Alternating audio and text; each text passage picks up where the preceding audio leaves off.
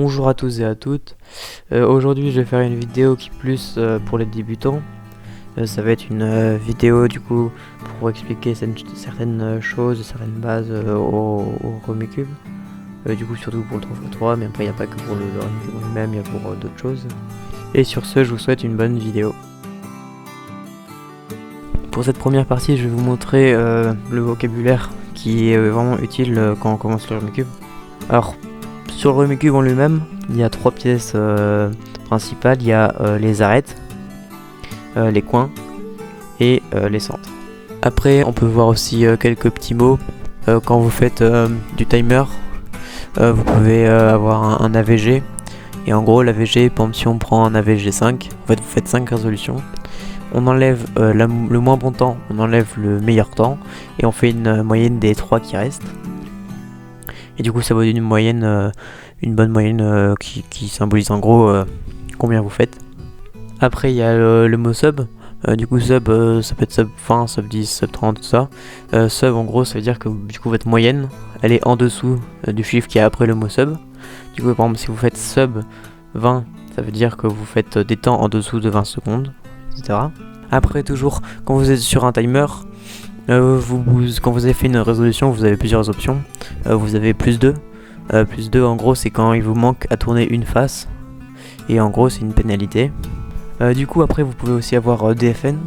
Du coup, DFN, c'est quand vous n'avez pas fini votre solve. Comme par exemple, quand vous faites tomber ou qu'il se détruit. Ça, c'est rare, mais ça peut arriver. Ah oui, aussi, après, il y a le PB. Du coup, le PB, c'est votre record personnel. Il y a deux styles de Rumicube. Il y a les Rumicube non magnétiques et les Rumicube magnétiques. Du coup, les Rumicube magnétiques, il y en a plusieurs styles aussi. Et en fait, le fait qu'ils soient magnétiques, c'est juste qu'il y a des petites magnettes entre les arêtes et les coins. Et du coup, ça permet d'arrêter la face pile poil au bon moment.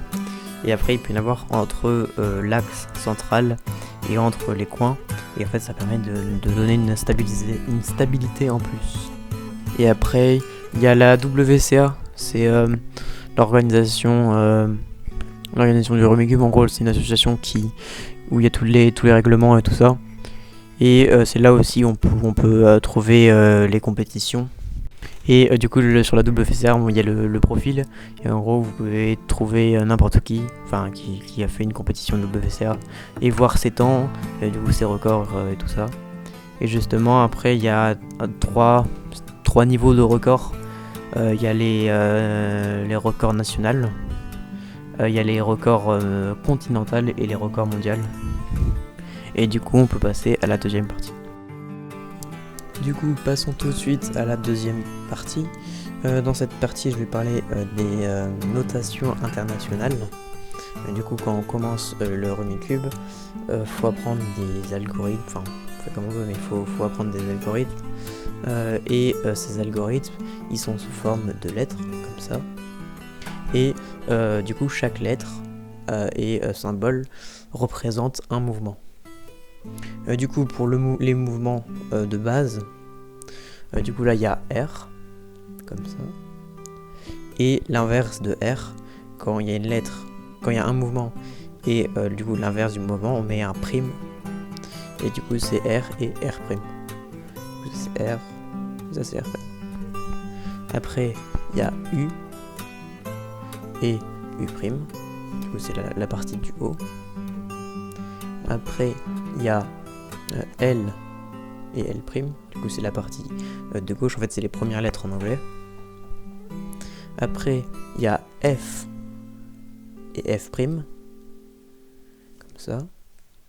Du coup, c'est la face première. Après, il y a D, du coup, en bas, et D'. Et pour finir, on a, du coup, là, c'est B et B'. Du coup, ça c'est la partie derrière du cube. Après, on a d'autres mouvements comme M et M'. Du coup, c'est la tranche du milieu, M et M'. Et aussi, quand on veut faire par exemple deux fois les tâches du haut, deux fois U, en gros, on met U et un petit 2. Du coup, ça fait U2. et U2', mais U2' on l'utilise jamais parce qu'en fait ça revient au même, mais ça, enfin des fois ça peut être utile. Du coup U2 comme ça, et après il y a aussi R2 comme ça.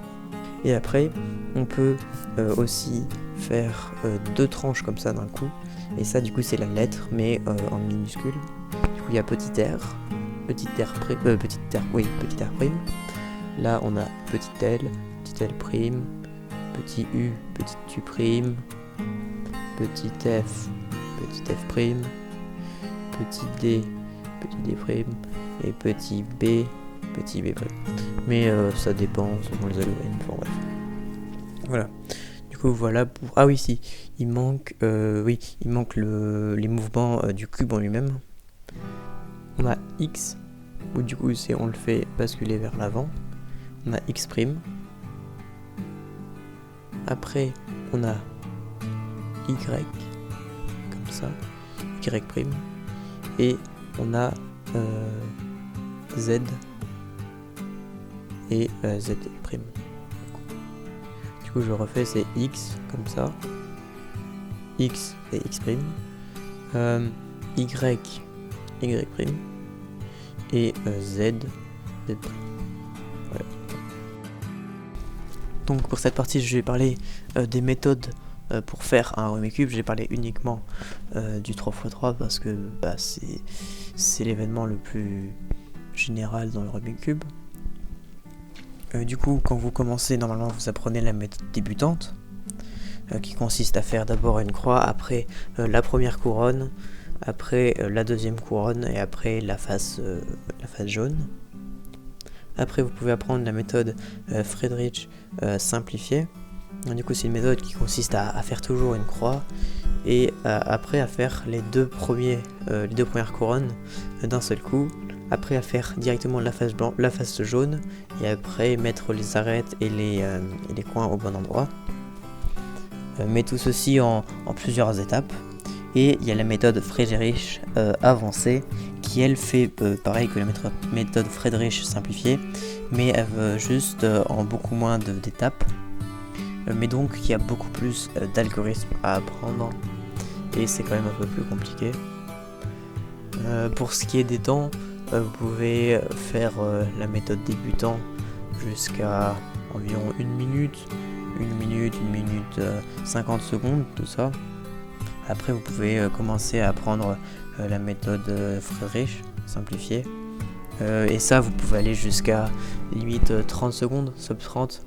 Et après vous pouvez commencer à apprendre la méthode avancée. En commençant par exemple par les OLL, les PLL et tout ça. Pas en tout apprenant tout d'un coup. Et après ça vous pouvez arriver jusqu'à sub 10 et tout ça. Et après ça c'est quand même assez difficile. Et après il y a d'autres méthodes comme la méthode roue, mais je la connais pas particulièrement. Du coup je vais pas vous dire des bêtises dessus parce que je la connais pas. Du coup voilà, on arrive à la fin de la vidéo, j'espère qu'elle vous aura plu. Si vous avez des questions, n'hésitez surtout pas à me les demander. Et puis bonne chance à ceux qui débutent dans le Rubik's Cube. Allez, à plus.